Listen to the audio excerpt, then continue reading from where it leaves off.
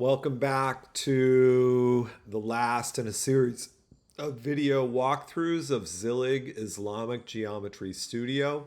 My name is Fred Kahl. I'm the artist and developer of this tool. I'm really excited to be sharing it with the world. Today we're going to look at this eightfold rosette pattern and look at how we can tessellate and tile to create patterns. We're also going to look at converting this line art into banded line art and filled regions of color. So this is really the last two steps in completing a pattern. I've just loaded this pattern and I've gone to the tile composition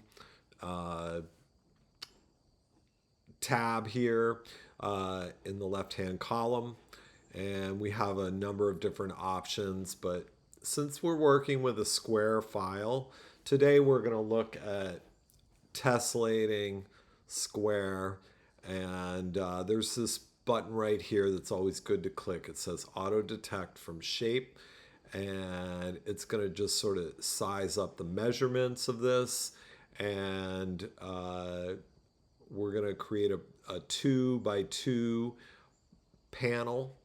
So I'm going to click preview, and it does a pretty great job of lining it all up. You can play with these sliders to kind of, if things aren't lining up great, we can do hexagonal, rhombic, or triangular patterns as well with this tessellate tool. This is a square, so I'm going to just auto detect. There is a feature build a 4 up, so it's actually created a more complete kind of thing. Let's just back up. We're just going to go back to auto detect. 2 by 2 is plenty for us. I'm going to hit apply, and we've now created this pattern. So that's how we would go about tessellating to create a bigger field that can be saved as an SVG. But before we do that, we're going to look at ways we might finish this design out. So the first thing under finish is bands, and then we also have these options for regions, and I'll explain those as we go here. Starting with bands, there's 4 kinds of banding that we might want to apply to our design. There's mitered, woven, outline, and overlap. And I'm going to give the bands a little caveat. We're at version 298 of the software. I'm still working on bands with arcs and curved surfaces, so they may not work perfectly with those, but they're looking pretty good with straight line compositions. So let's just go to a point in the center. I'll zoom in so you can see a little better.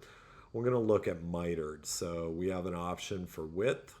When I preview it, it does this sort of chiseled effect as if around the center line that we're starting with. So I can play with increasing that diameter, and we get a more exaggerated effect.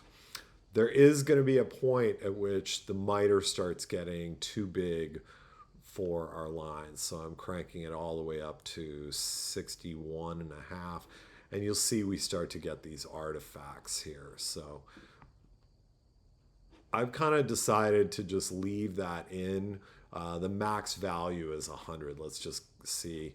And you can see we start to get these interesting kind of artifacts where the lines become too much larger than the artwork, and it creates this kind of bouncing mirrored effect of all the lines intersecting. So, the sweet spot on this, let's say we bring it back to 20, and we get this really nice mitered effect. If I click create offset bands, we then have this whole mitered layer, and that can be really nice. I'm going to turn off that mitered layer, and let's see what it looks like with woven bands.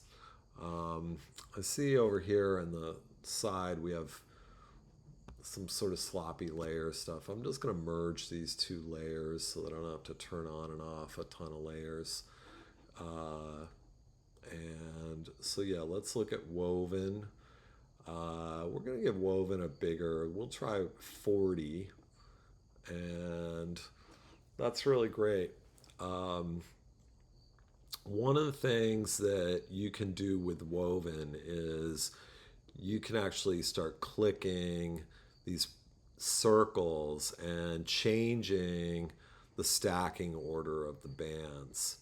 And what I haven't done is we zoom out, we'll see the origin point for the world is way down here. What I really would want to do is, if I were going to play with this, is move the whole pattern centered on the origin, and then because this is a fourfold symmetry, we could set propagate flips to n, and when I click in one spot, it would mirror all the other similar spots in the pattern. But this is woven bands. You can go way high. I'll knock this up to 75, and you'll see like it looks great. We start to lose some of our shapes sometimes, but it really it does hold up pretty well. So that's woven bands. Outline bands are a little different. We'll dial this back down to something more respectable. How about come on, 30, whatever, 29 and a half. I'll take it. And you see, we just get a line inside this, and it can really be a nice effect. Like we can go up bigger. So 49, if I create bands, and then I might hide that layer, and then I create a smaller band. Let's do one at like 11, and maybe a little more than that, 24, and create. And then if I turn on both of them, we have this nice sort of double line thing that happens.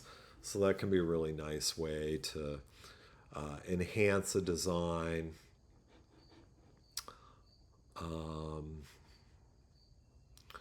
All right, let's hide those. Come on. All right, and then the last one we're going to look at is overlap. I'm going to again put this one up pretty high. You'll see that just gives sort of this overlapping of all the layers. So it can be really busy. You can have a lot of fun with actually playing with bands upon bands.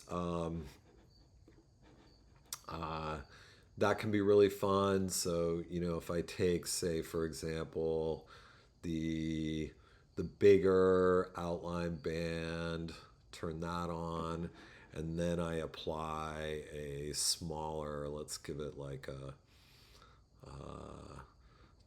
10.5 mitered band effect. You can see that we start to get this really kind of nice patterning that happens. So those are bands. And let's turn off that preview, go back to our lines. The last thing we're going to look at is regions. What are regions? We are looking here at line art. It doesn't have a fill on all the shapes. If I wanted to bring this into Illustrator and start to color all the different shapes and create patterns, it might be a pain in the neck to edit this file. So what regions is going to do, it's going to look for all these closed shapes, and it's going to color all of the ones that are the same shape the same color. which will make it a lot easier to work with in another program. Sometimes you have a design that doesn't have perfect closing. You learn to get better on working with the program, but you can run this close gaps thing that will kind of clean up your design if you're not getting good results on find closed regions. But we're just going to hit the find closed regions here, and it's going to chew for a minute, and then it will apply all these colors. And in fact, there's very few shapes in this pattern. I think there's 5 colors right here, so we can click on these and kind of do a custom, we can change the color, but we don't, we can also just take this into a better art editing tool and do that work there. So that's find closed regions. And if we like that, we'll see that we have now a layer in our file called regions. And this is great because, hold on, let's deselect this.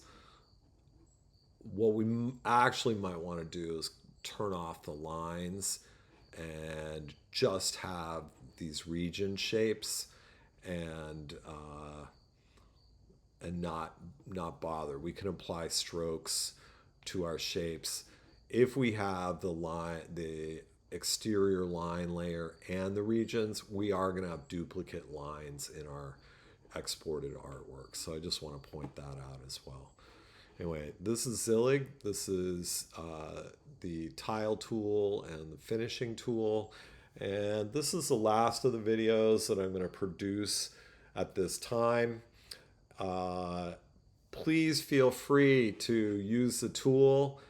The URL is fradini.linearlife.com/Zillij. I'll have the link in the description. There's several ways you can support the software. You can use the feedback tool, feedback link in the lower right to report bugs, to give me feedback about what did you create with it? How would you like to see it improved?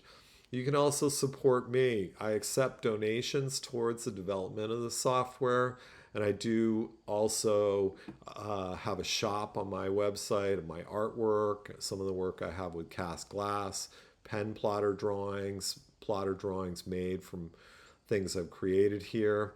So these are all ways you can support the development of the tool. And thanks for watching, and look for more from me coming soon. Happy geometrying.